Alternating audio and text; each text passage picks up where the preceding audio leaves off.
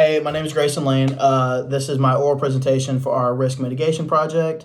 Our question was how, as a company or construction company leader, manager, would we combat one of the biggest challenges of a project, which is staffing it with the proper employees?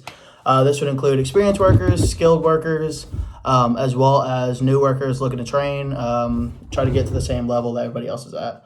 Obviously, as especially the past couple of years with the pandemic, trying to come back from the recession, we have definitely hit a stalemate where we have a need for skilled and experienced workers. So some of the ways I was thinking of combating it was trying to hire more women so that way they can come on the job site and bring more women into the construction industry, have some fresh faces, have some fresh ideas, as opposed to the male demographic that has completely dominated it, it feels like, over the really course of the entire industry. I would also look to bring in more college work or students fresh out of college, students fresh out of high school, bring them on as for internships, and then once their internships and hopefully bring them on as full-time employees onto the job sites.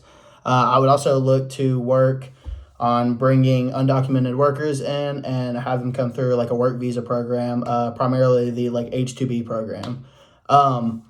So how would I bring people in? That's kind of the big question, because you can kind of, say you're going to do all this, but how would you actually bring people in? So I would bring people in through, like I said, internships. I'm a prime example of it because, I'm a college student and a construction management major. I've personally gone through 3 internships myself. Able to turn those internships into job opportunities that I have already lined up for after school.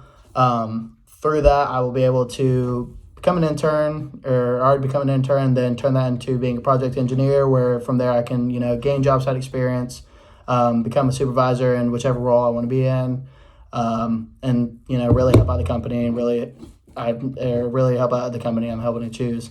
Then, how else would I keep everybody on? Because, you can bring people in, but the key word is they're trying to get people to stay. So I would definitely try to make sure that there are good bonuses in place, because at the end of the day, everyone's there not only to do what they want to do, but they also are there to make some money.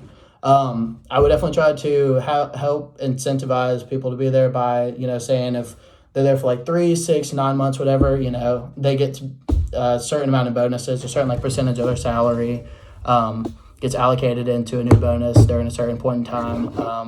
Just really, or even once they finish a project, they get a certain bonus type, it just really helps incentivize people to stay within not only the industry, but within the same company. I would also offer, especially for the young people, relocations. So that means going to places like Raleigh, Durham, Charleston, maybe away from your hometowns, maybe paid for their housing. I know personally that's kind of what I have lined up for myself. I'm originally from Concord, Charlotte area, but I really wanted the opportunity to go to Charleston whenever I graduate high school or graduate college. And so I actually had the opportunity to do that, where company's going to pay for my housing. And then I really just joined the job site team as a project engineer and able to live out there, really just, relocate to a place where I wanted to go to, and therefore I'll be a little bit happier. I know that's definitely enticing, especially for young people, being able to be away from home, kind of venture off and be on themselves, while also, doing what they love. Again, how would I, incentivize employees to stay, make sure that they're all happy, make sure, they feel valued and stuff.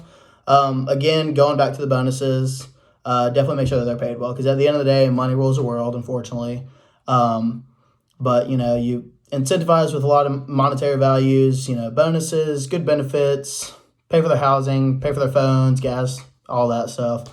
I would also do company outings. I know it's kind of mundane or, really kind of elementary to start out as, but, you definitely have to love the people that you're working with. Well, not really love, but you got to know them. You got to like them in some way, shape, or form.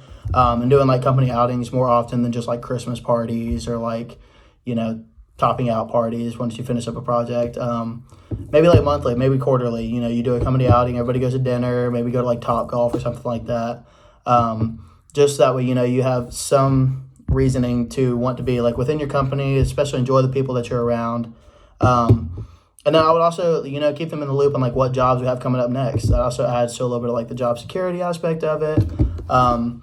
So, you keep those aspects in mind. You make sure that, your employees are paid well, there's good incentives, you do the company outings, make sure that they love the company that they're working for, and you definitely let them know like what jobs are coming up so they have some sort of job security and therefore will want to stay with the company, want to grow, want to stay in the industry.